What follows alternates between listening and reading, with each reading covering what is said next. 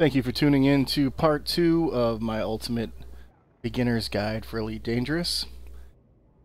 Well, I'm going to pick up where we left off at the end of part 1, which is back in the starting Sidewinder with 2.3 or more million or more credits. And what we're going to have to do is we're going to have to find where we can buy this hauler class ship in order to have a high jump range, in order to do the Road to Riches routine, which will make you a lot more money. So to start off, I'm still in Wohler Terminal, and I've linked the hauler build that you're going to want to use in the text below the video here. So I'm going to go ahead and show you that in my web browser here. So what you're looking at is a Coriolis screen, and Coriolis is a nice site you can use to do theoretical builds on ships and also find out how much they would cost you and where you can buy them. So the build came up here with the essential components we're going to need. If you scroll down, it's 2.2 million credits with 111,000 credit rebuy. That's why my target number is 2.3. Technically it'd be a little more. Thankfully no one's going to likely get exactly 2.3. You definitely don't want to be under 2.3. Being over is a good thing. I think I left off with about 2.4 million after the end of part 1 with a Cobra Mark III that I could actually sell stuff off if I actually needed more. So at the top of the Coriolis screen, there's a stations that sell this build button, little $ button. When you click that button, it will take you to EDDB, which is the Elite Dangerous Database, which is a very useful page that you can use to find modules and ships at various locations near you. And what you do is normally you enter this stuff manually if you're searching for one or two things, but since I clicked that button, it filled it out for me with the exact stuff in my build. And then under reference system here, we're going to put the current system we're in. Just Cremain. Select it here after doing that search and do find stations. So now we're going to see here that there's a station that's only 13.99 light years away, but that's 3,000 light seconds from the starting star. There's one that's 16 light years away, but much closer to the star, so that's less travel time in Super Cruise. But you'll also notice that the update on the prices varies. One's only 14 hours old and one's 4 days old, and one here is only 32 minutes old, meaning it's more likely to be accurate if it's a little bit newer information, because stations can stop selling modules or ships at any given time. It's hard to keep track of that. That's what sites like this kind of help you do, is manage your knowledge about that stuff. So looking at this here, it depends on how far of a jump range I can get. I mean, it looks like even in a starter ship, this is only a couple hops. Even 18 would be. So if I go back to Elite Dangerous and I check out what my ship's jump range is right now in the starting Sidewinder, the jump range here is only 7 light years. Well, as I said in part 1, you can buy modules and then resell them and get your full value back. So I'm going to go and see how much I can squeeze out of this with a better frame shift drive. Aha!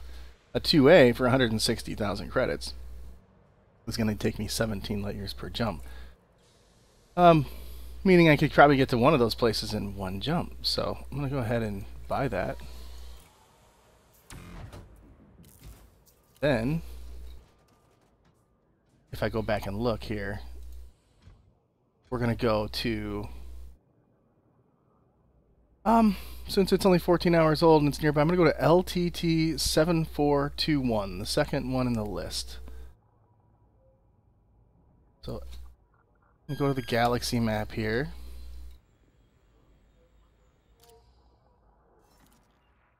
I'm going to search for LTT 7421. Thumbs up here. Going to plot a route to it. If the system map's available, you can actually click that and plot a route directly to the station we want, which is going to be Lukyanenko Vision, I think is how you say that. Let's see. Lukyanenko. We'll just plot a route to that. Exit out of here. And I look to the side here in our navigation, it's only one jump away. So let's get going.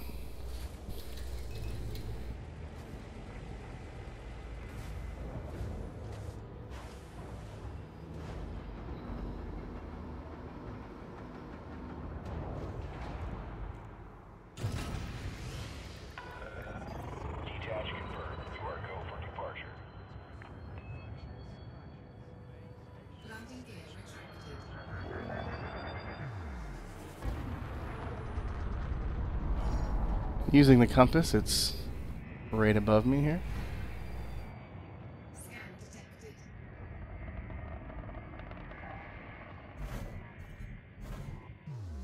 Scan detected.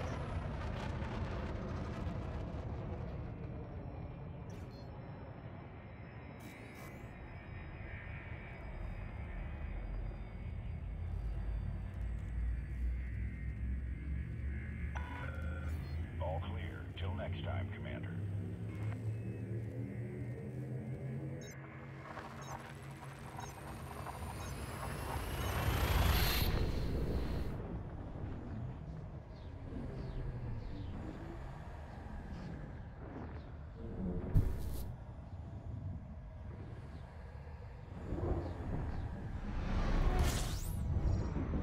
Oh, nice. If you've never seen one before, it looks like it's a white dwarf. Definitely avoid going anywhere near that.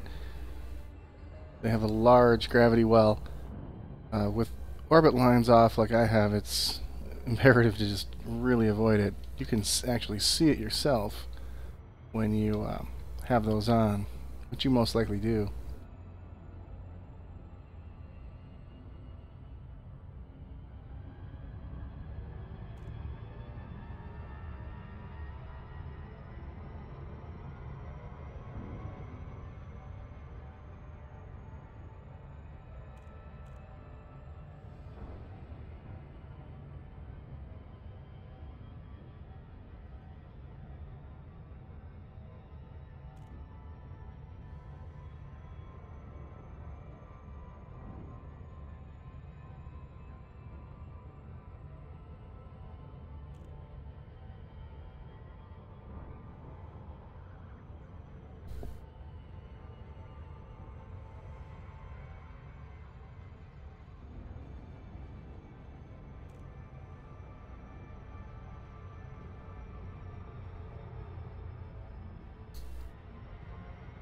As I discussed before, sometimes when you get close to a target, the gravity will start to slow you down and you'll want to throttle up again even though you've already done your throttle down. Again, you don't have to do that, and it's just for the sake of getting there as fast as possible. If you're having more trouble than it's worth, just stay in the blue zone and coast in.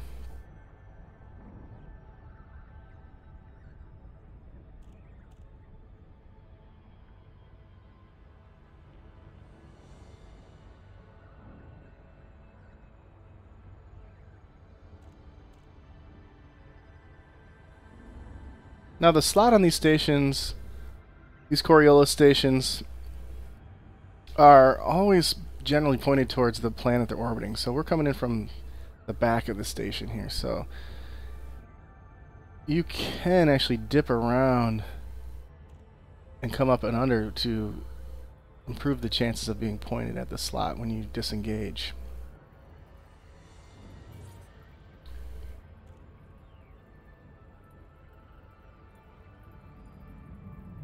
Or you can miss it, so you just slow down and flip over here. Now I see the slot on the icon on the bottom left, the little hologram of the station. You can use that to orient yourself as well. Whoop.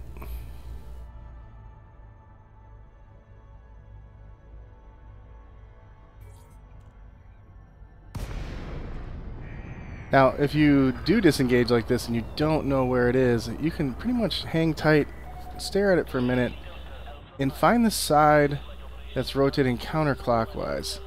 if I look here, the side I'm looking at there is clockwise, so I know that the slot is on the back side here, and the opposite side of my orientation. So we'll head that way. And you can request docking even if you're in the back end of the station. And if you had a docking computer, you could let it take over from here, and it would fly all the way around and find the slot for you. So that does make it more convenient for newer players.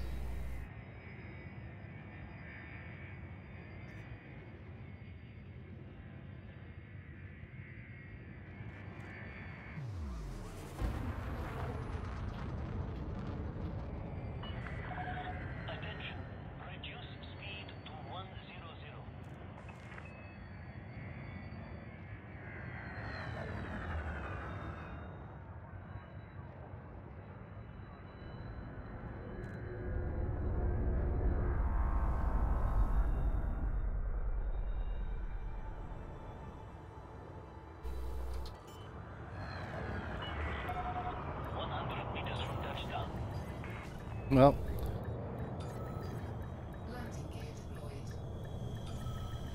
my landing gear didn't come down in time for me to stick that one. You can put that down a little earlier and also use it as a sort of a brake if you're going too fast. You want to slow down a little bit more. So here we are. The first thing I'm going to do is go to outfitting so I can sell that frameshift drive and get my 160,000 credits back. And then we'll go on to buying the hauler and outfitting it as outlined in that Coriolis page. So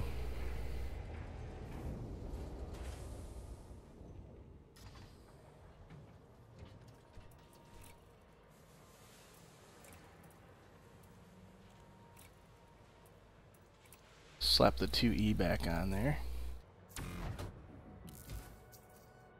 Okay. Now we're going to go to the shipyard.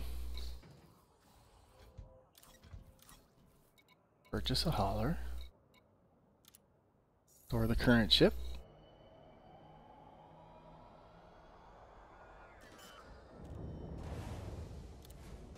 Starport services and then outfitting.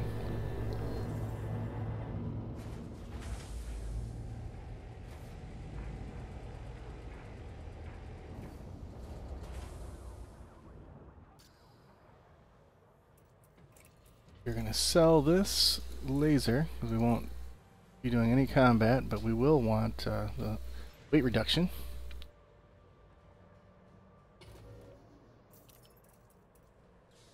And then we're going to go to core internal, and we're going to put an A-rated power plant on here. It's more power than we need, but A-rated power plants run the coolest, so you don't burn up as much when you're scooping from stars. Scooping fuel, that is, which you'll see how to do in this video. Put that on there. Everywhere else we're going to put D-rated modules because they're the lightest weight. Like, other than the frameshift drive, we're going to put an A-rated frameshift drive on there as well.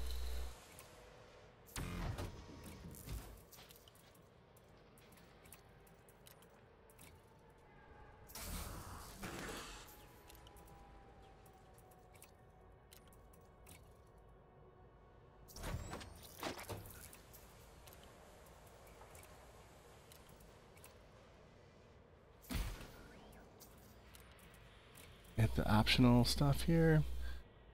I want to get a fuel scoop.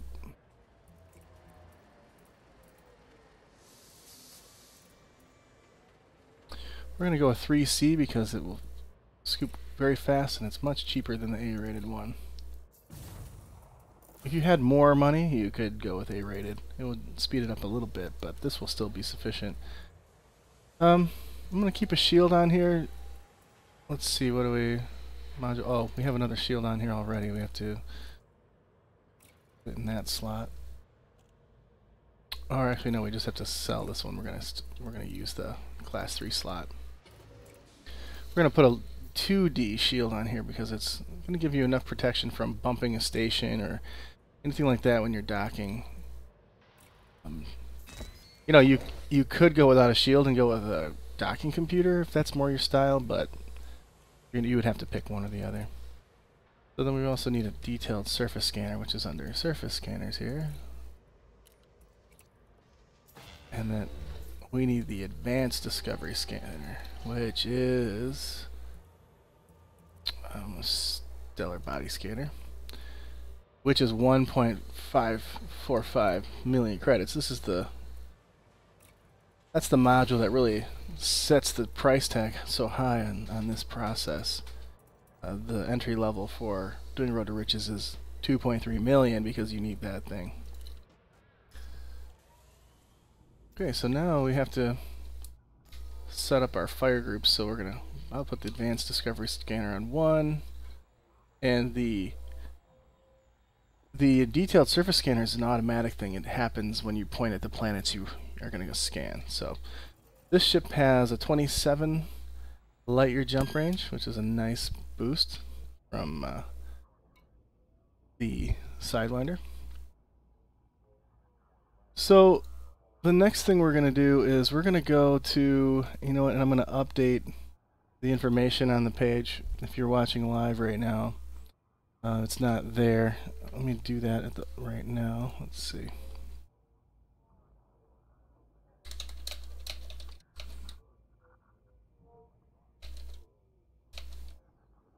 Okay, slap that in there.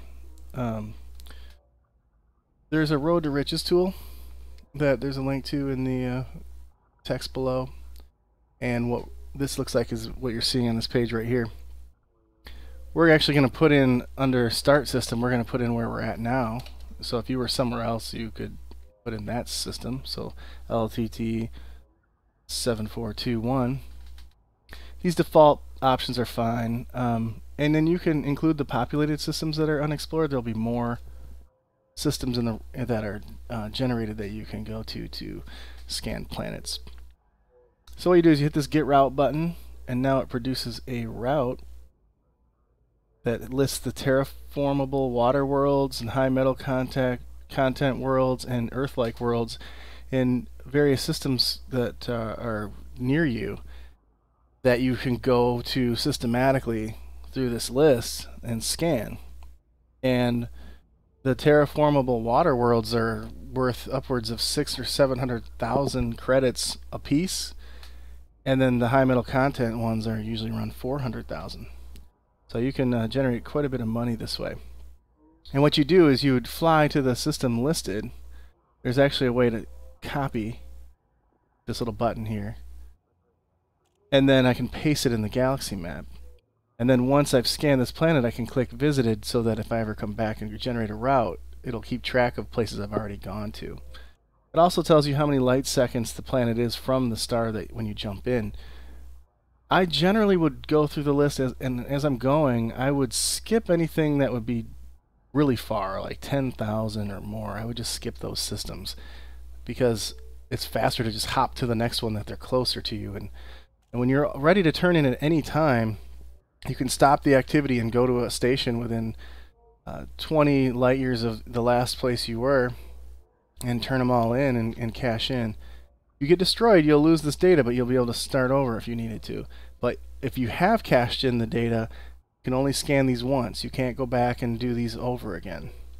So technically, you could do this until you've done them all, and then you'd be done. And I heard someone say that if you did everything, it's a couple 100 million credits. Now, I wouldn't recommend doing all of this.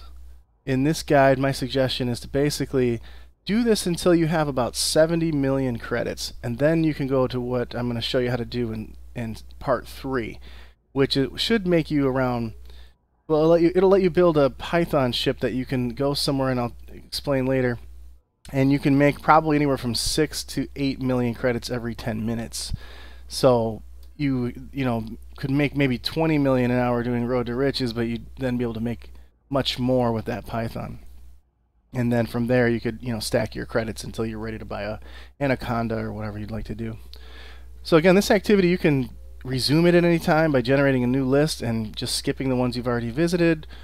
So you don't have to sit down and do this for 3 hours straight. You can do it until you have a little bit of money, and if you change your mind, want to do something else, you feel free. Spend some of it, have some fun with it.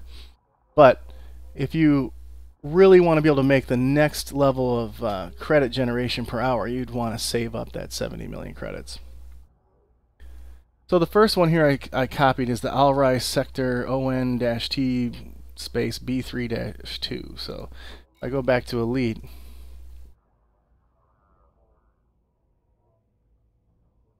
I go over here to the galaxy map.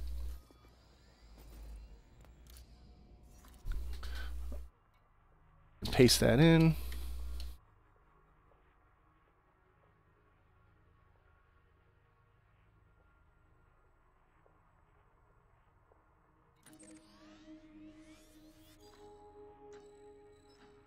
And plot a route. Which in our holler here is only 2 jumps, which is nice. So also it says it's planet 1. That means it's the first planet when you go to the system map once you get there. So I'll show you what you do here. Launch. If some of the planets say A4 and B1, that means there's multiple stars in that system, and A4 would be the first star, 4th planet. B1 would be, the second star and the first planet.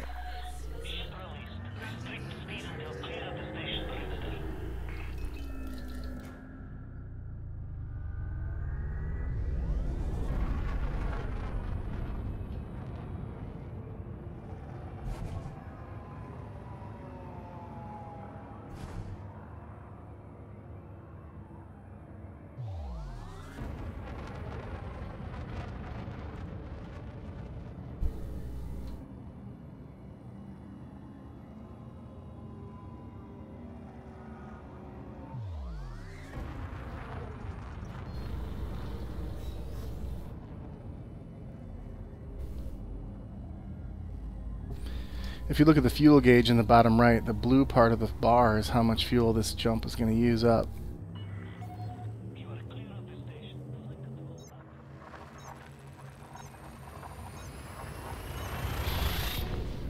And the only stars that are scoopable are the ones that spell KGB foam. So KGB FOA and M.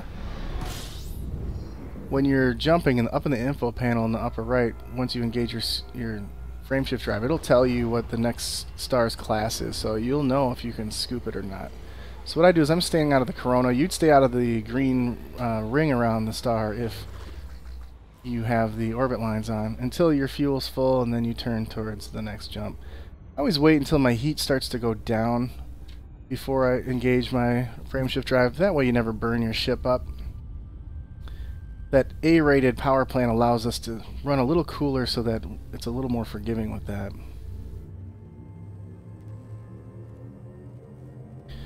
Another thing you can do is, right when this countdown's happening, you can throttle all the way down. And when we drop out in the next system, we will be going as slow as you can in Super Cruise, so you don't have to dodge the star.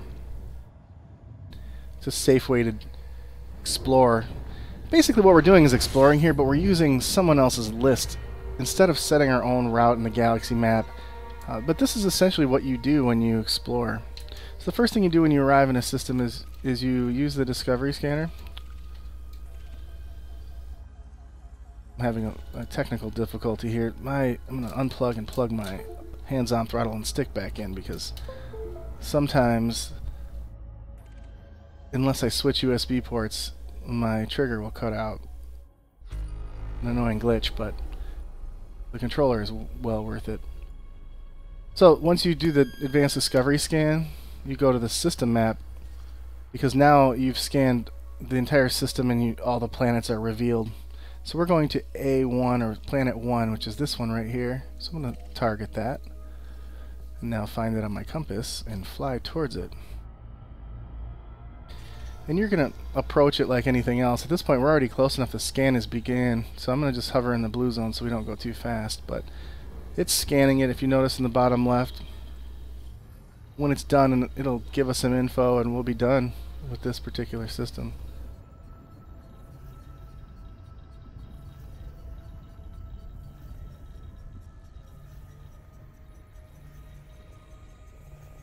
So when you're doing exploring on your own, you set your own route in the galaxy map, and every system that you go to, you do an advanced scan, maybe check the system map, look for anything interesting, maybe go scan those planets if you wanted to.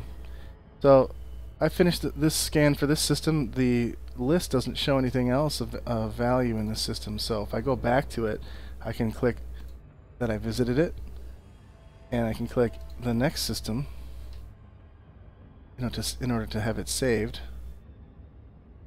And then I can go over to my galaxy map again.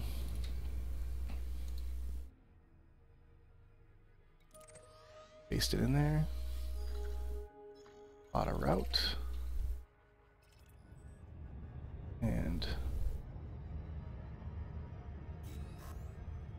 jump away here. Now this is going to be 2 more jumps. So I'm probably not going to demonstrate this process for too long. I think once you get the idea, it's up to you how long you want to do this for and how long it's going to take you to get to 70 million credits.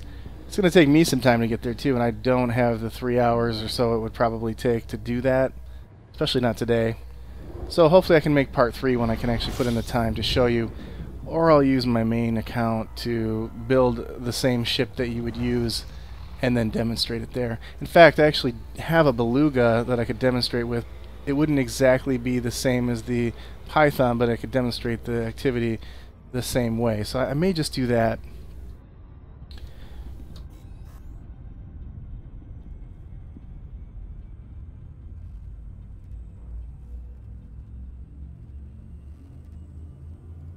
Also, it's advantageous to know some places that you can deliberately turn this data into if you're patient enough, because it gives you great reputation. So some of the reputation you need for some of the engineers, such as Sirius Corporation, there's places you can go and actually sell this data to that will immediately make you allied with them, saving you trouble down the road. In fact, maybe I will demonstrate that.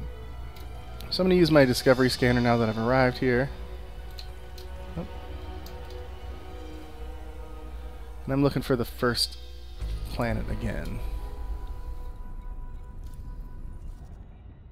This guy right here.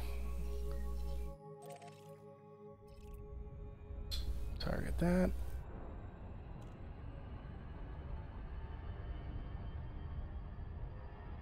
And just like you're trying to go to a station or something, you would slow down once you got to about 7 seconds remaining to get there. And once you're usually within 90 light seconds or so, maybe 60 it is, we'll see here, it'll start to scan. It really depends on the size of the planet that it's scanning. The bigger it is, the farther away you can be. The smaller it is, the closer you need to be.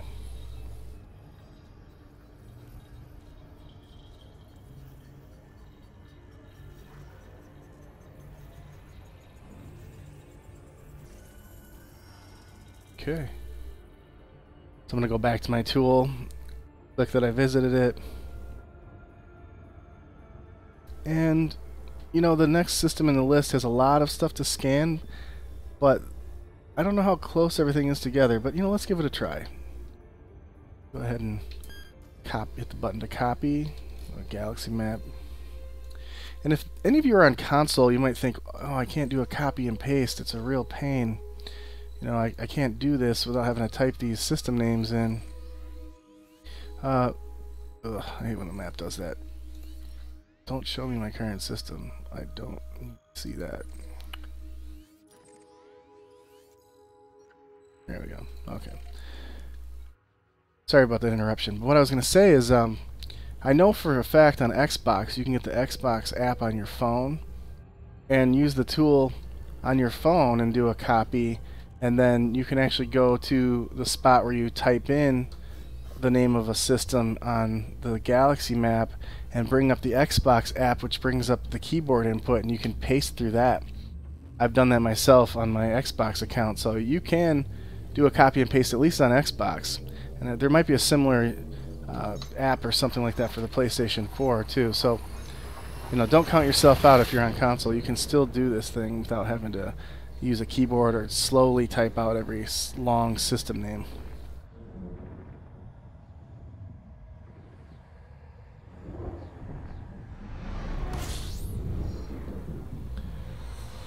Alright, so I'm going to do my system scan here.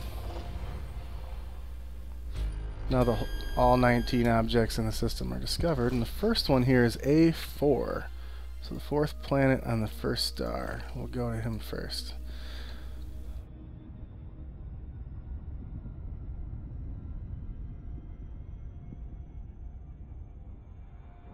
So this activity is not a lot of fun.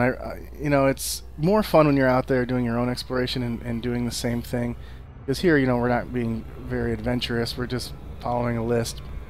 It does make good money. So I'd recommend that, you know, doing something like this, throw on some Netflix if you have a second screen, or at least play some custom music, which I can't do on a stream. Might make it a little bit more enjoyable.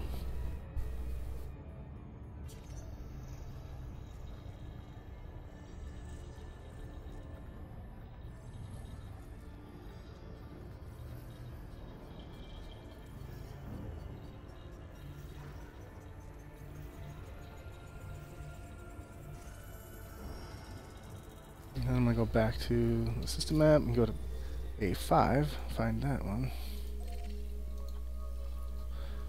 Now, just because they're in a row in the system map doesn't mean that that's where they're oriented at any given time in their solar system. So as you can see, this one's 829 light seconds from where we were. It's not right behind the other one. So it would be nice if there was more of an orrery view of the system, but unfortunately, it's impossible to know where a planet is at any given time in relation to another. So that's why, personally, sometimes I just skip these systems that have a bunch of ones that you have to fly around to, because it's just easier to go to the next one that has a terraformable water world that's right by the star or something like that. You know, it's just, it seems maybe a little bit more time efficient than, you know, flying all over a system trying to find these places.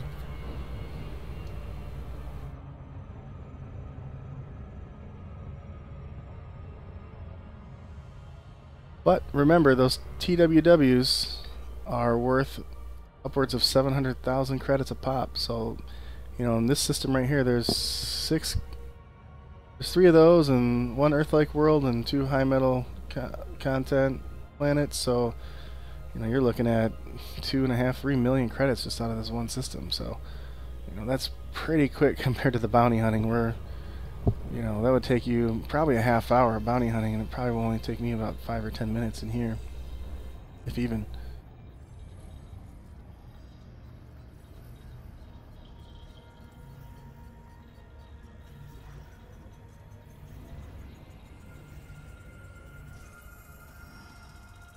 And the beauty of the hauler is that, although you could build a better ship for jumping longer ranges, all ships fly the same speed in super cruise. So, you know, as far as doing what we're doing at this exact moment, there's no other ship that's better than that. It's all equal.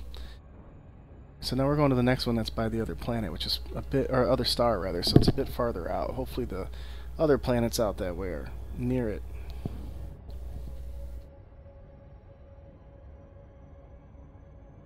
So yeah, you could maybe build a Diamondback Explorer, which could get you 37 light year jump range, which is just going to be a few less hops between these systems. But as you can see, the hauler does a pretty good job. Most of them are within its range with 1 hop, maybe 2. So again, for 2.3 million credits, you're able to take off with this and really increase your income.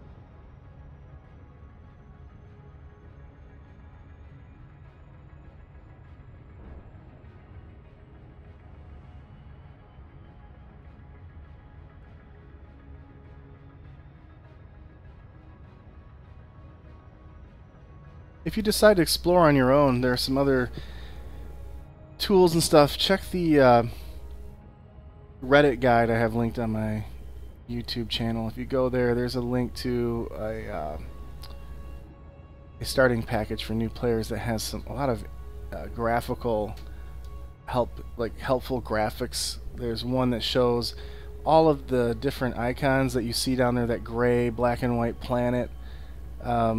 Show the different ways those look will tell you what kind of planet they are, so you can identify these terraformable water worlds and so on with those icons when you're in a system that's never been explored. Or you can also use other means to determine the likelihood of these kind of planets around different star systems and so forth, so that you can be a knowledgeable explorer and know what you're looking for as you're getting out into the black where no one's been before, and discovering these places for the first time and getting your name on them.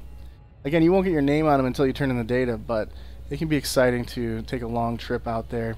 And you have to make a 5,000 light year trip and back in order to unlock Professor Palin, one of the engineers, anyway. I'm going to overshoot here. Let me flip back around.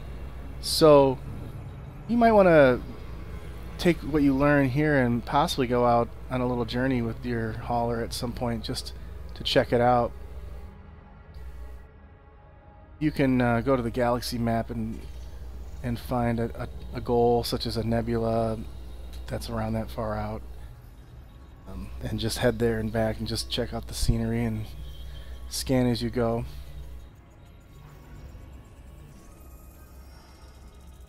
Okay, so that was B1. Let's see, we now need B2.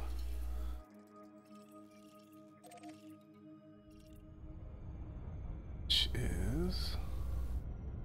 let's see what this one is. Is this... might as well scan it over here in case it's one of the other ones.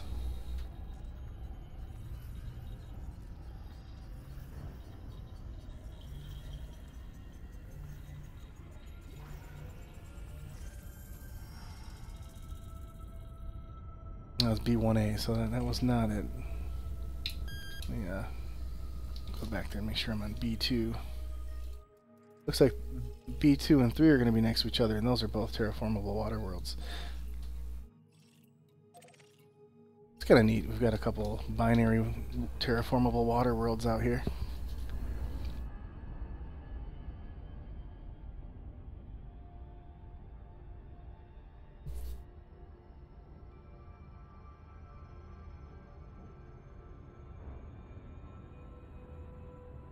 Well, while we're flying here, I'll tell you where I went for my 5,000 light year journey. I'm going to get a look on here and call.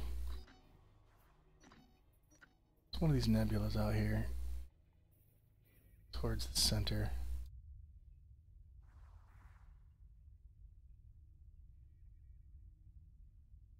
It's almost exactly that far out. There it is. Trifid. Trifid. The Trifid Nebula down there.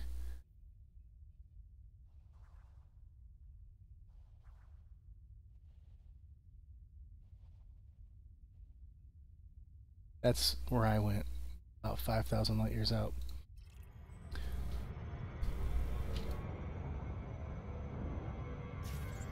Oh, going too fast again. I'm going to have to flip around.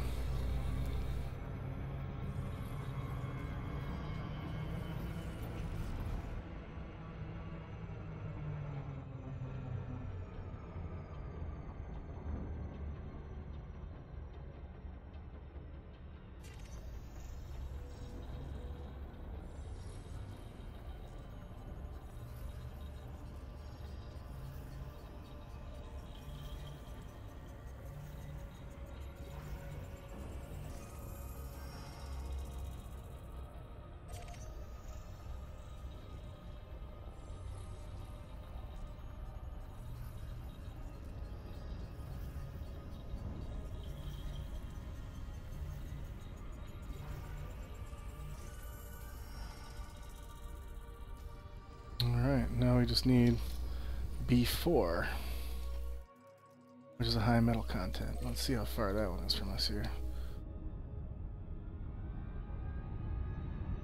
Not far. Good. This was a time-consuming system. But, again, like I said earlier, it's worth well over 1 million credits, maybe even over 2. So, not too bad compared to bounty hunting.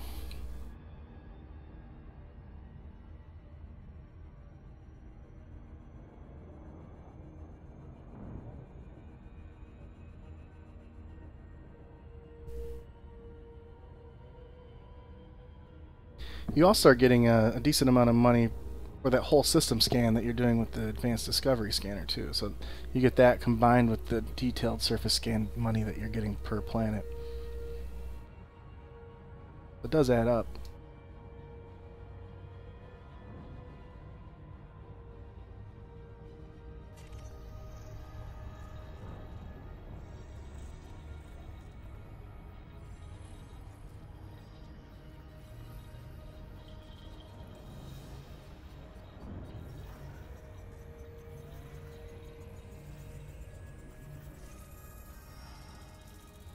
Alright, on to the next. Next system.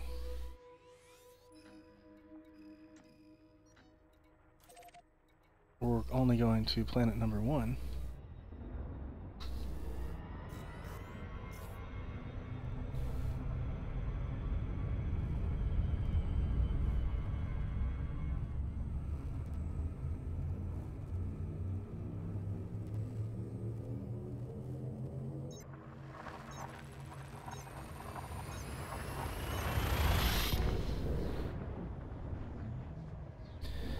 And I better fuel scoop this time.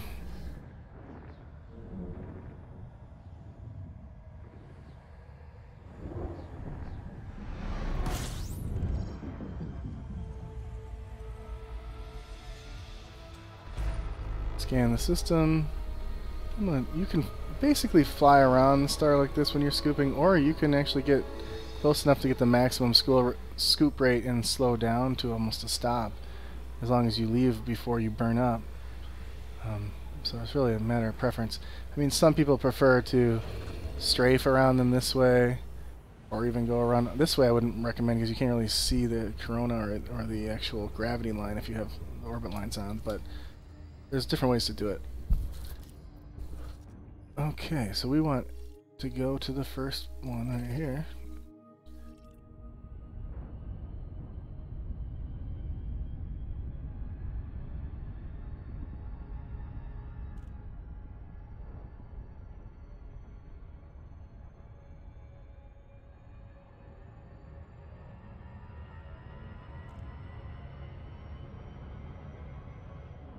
Even though it says unexplored, it means unexplored by you.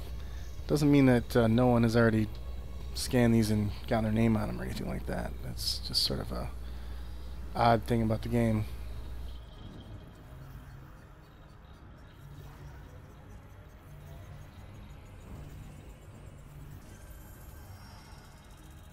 Okay, so now we're going to go to the galaxy map and go to the next one in the list.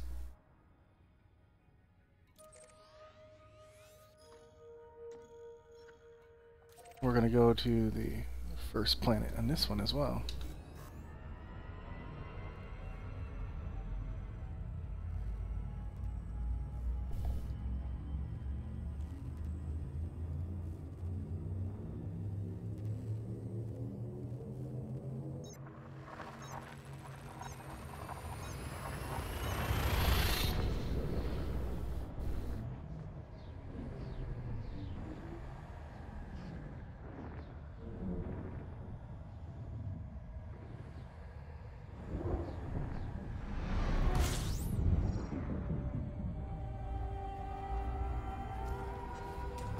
Scan the system first.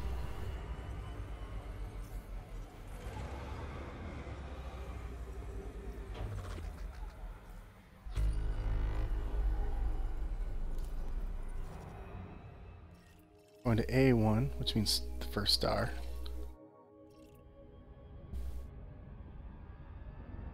I don't know if I got that selected. Let me do that again. Nope.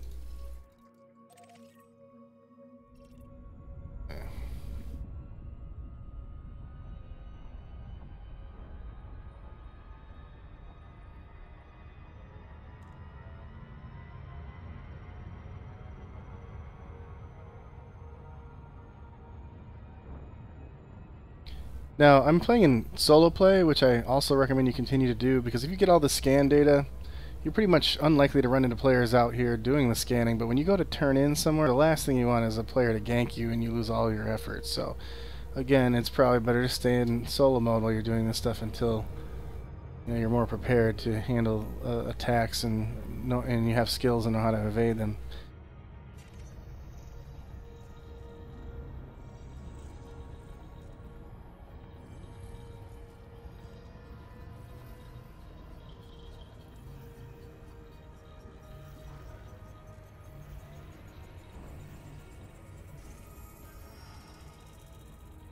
Okay.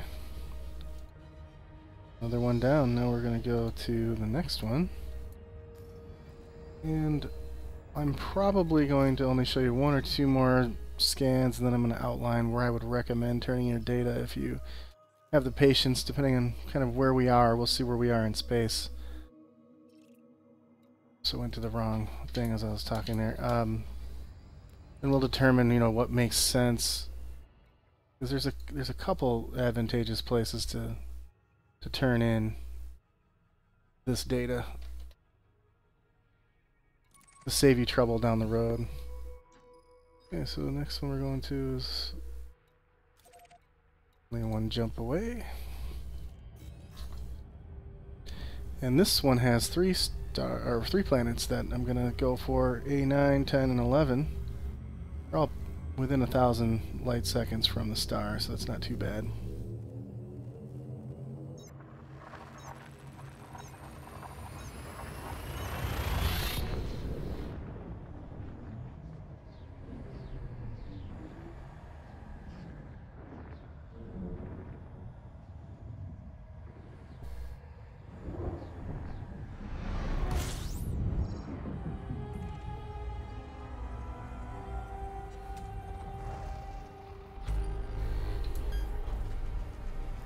Okay. 9, 10, and 11. So let's see. 3, 6, 9.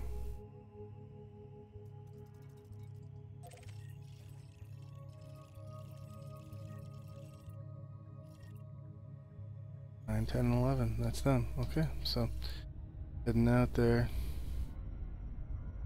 That direction. It's for 9. Again, they won't be conveniently lined up. It's possible that I'll pass 10 or 11 because I don't know which one's closer. I just go in order just so that I know which ones I've done. There might be a way to sort of check each one and see which one's closest, then point at it and go. And I don't know, you might be able to find some ways to make this a little more efficient if you just play around with it. I just have always just done them in order just to make sure I know I did one and then another and then so on. And did them all.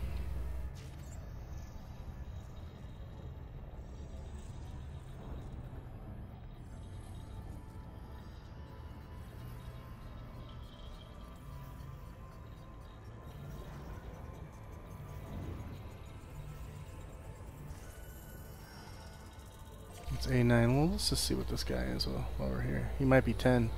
It'll tell you when it's done with scanning that which one it was. So there's that. Oh, no, slow down. I'm going to hit him. Oh. Yeah, I better go around it. Oh.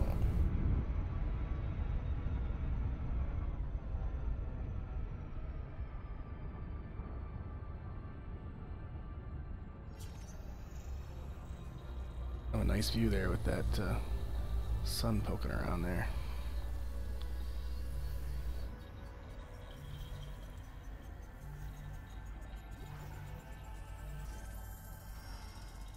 That was 9A, so that was not what we need.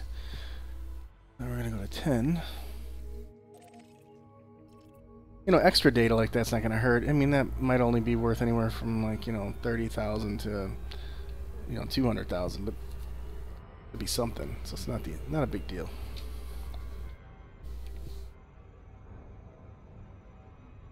It does slow us down when we're trying to get back on the move here, but we'll be all right.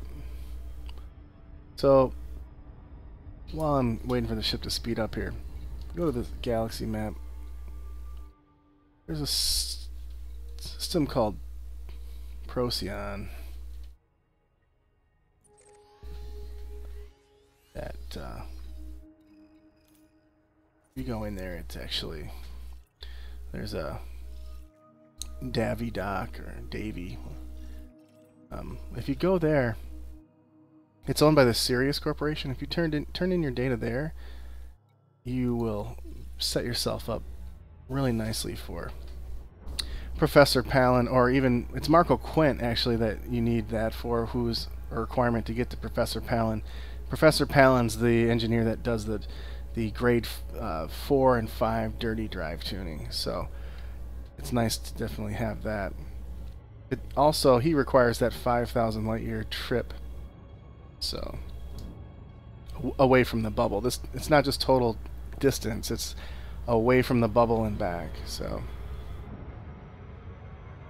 that's where I recommend going to the Trifid Nebula and back. It's almost exactly the right distance, and it's a pretty fun trip out there.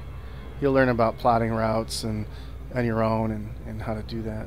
About 1,000 light years at a time, I think it is. And you'll make some money in data.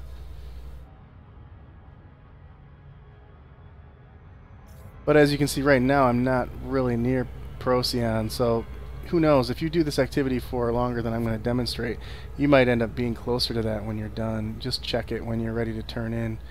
If it's too far, you can turn in anywhere if you just need the money, or if you are patient enough, just fly over there and drop it off and do your advanced discovery scanner in every system on the way. You don't have to go and scan planets if they're not on your, you're not using the list at that point, but you can still get the regular data in order to get a little bit more credits on your way over there.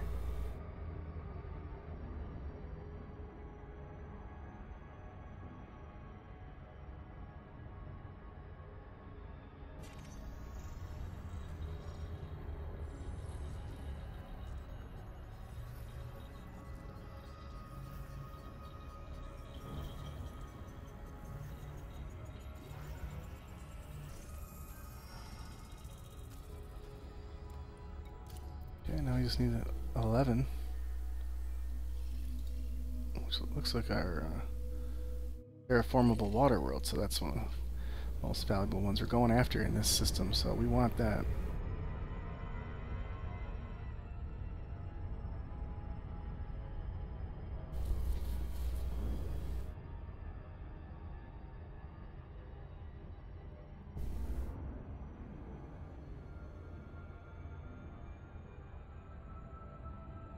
I can't think of anything else to recommend. I mean, this is just sort of what you do until you have enough credits to do the next step. So I'm going to end this video very shortly. If you have any questions, feel free to leave a comment, and I can elaborate anything that I've tried to show you here. And I wish you all luck on getting that money as quickly as you can. And I will probably throw together the part 3 using my Beluga ship to demonstrate the activity, with a link to the build for a Python and Coriolis to do the exact same thing, possibly with a brief explanation of how you would proceed to get there, rather than showing it step by step like I did here. How, you know, in this video I showed you how to find the actual hauler using EDDB and so on. I mean, you would just do that yourself.